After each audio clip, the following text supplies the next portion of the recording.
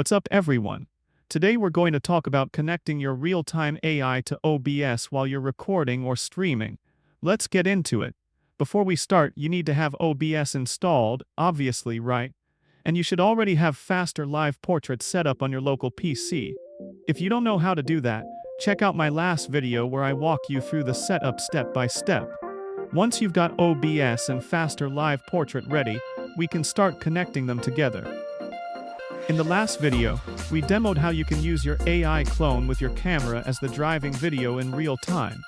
That actually gave me the idea that I could stream the AI clone directly to a virtual camera in OBS, so I could use the AI clone while recording or streaming. To make that happen, you'll need to apply a small code change to FasterLivePortrait. But don't worry, I've already done it for you. I've put the link to the code below. Just download the modified files and follow along. First, install a Python package called Python Virtual Camera.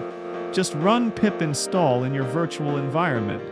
Pretty straightforward, right? After that, download the updated run Python file and replace the one in your FasterLivePortrait folder. This change will send the generated AI clone to the virtual camera.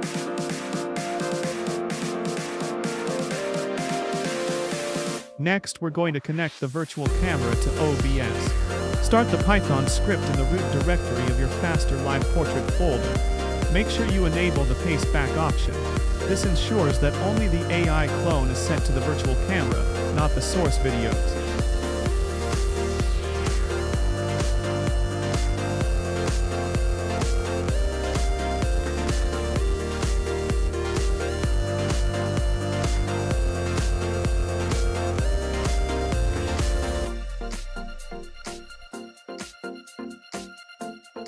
Once FasterLivePortrait is up and running, we can move over to OBS.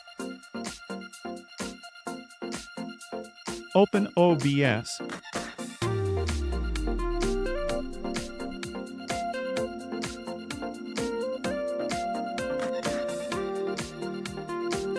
Add a new video capture device.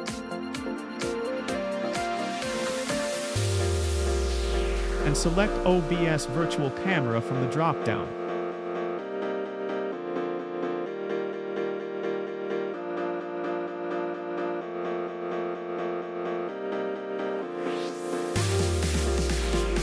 At this point, you should see your AI clone inside OBS.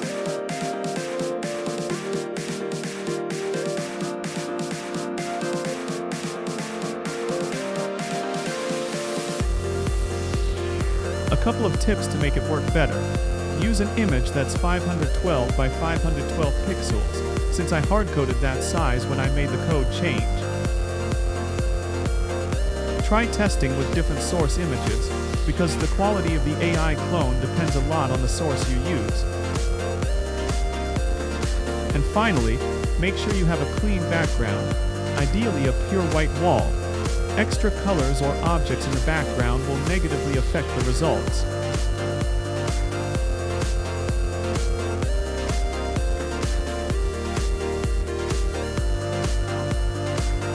And that's it for today's video. I hope you found it helpful. Don't forget to like, comment, and subscribe, and I'll see you in the next one.